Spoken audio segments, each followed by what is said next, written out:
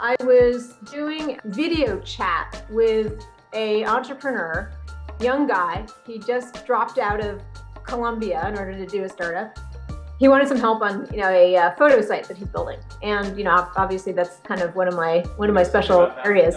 I have a relationship with the entrepreneurs that is just like the relationship that I have with my coworkers and my colleagues, and I just don't see any distinction between work and play. And these guys are my friends, and we're gonna stay up late at night discussing what we think Facebook's strategy is, and we're going to talk about the ins and outs of community management on photo sharing sites, and we just are gonna hang out and eat tacos, play with my daughter, and do this stuff.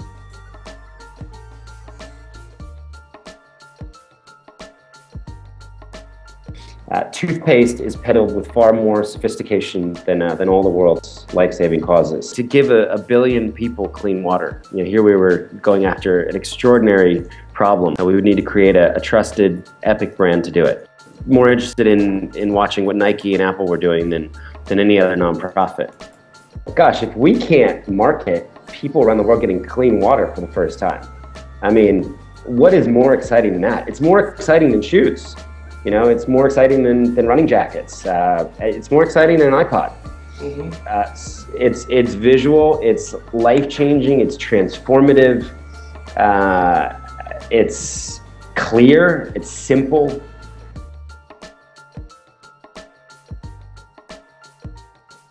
Seven to one wonder rule is a ratio, good to bad. And this is probably the most profound thing that in this company, at least that guides us, is that we try to do extraordinarily more good than we do bad. People, product, and data are not perfect, and you're gonna fail. And so you need a culture that can actually forgive each other, that has a lot, it's kind of contempt-free with each other, with the marketplace, and that can move forward. And it's not looking over its shoulder, not thinking about past wrongs or things that screwed up, because you need to have people take risks and go fast. One of my favorite TV shows growing up was MacGyver. I'm glad you know who MacGyver is, but I was giving a talk at University of Iowa last week and asked who had heard of MacGyver, and like 2 students out of the entire class raised their hand, and so it just made me feel really old.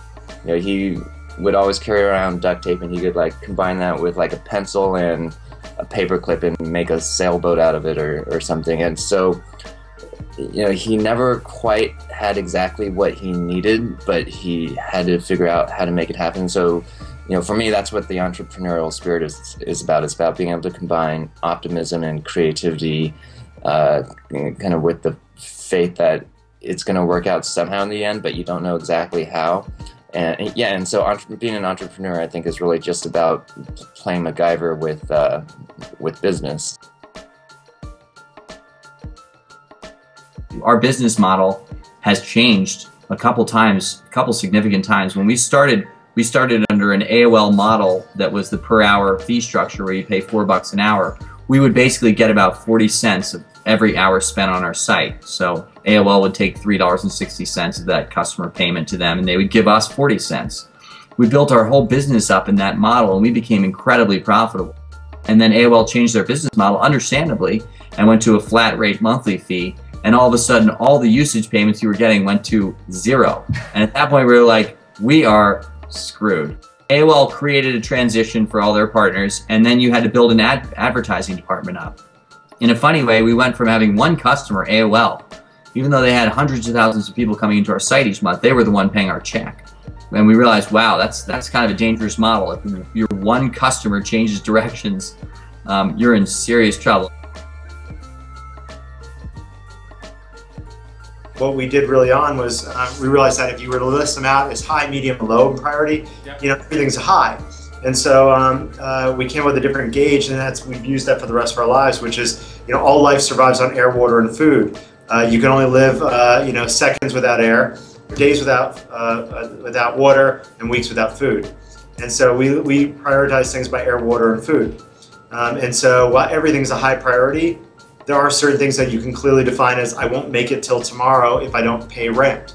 right? Or if I don't recruit this developer who will build the technology. And so air, water, food becomes a much more realistic way of looking at the world. And when you look at things as air, water, food, everything's important, right? You're not going to live for long without air, water, and food. But clearly air rises to the top.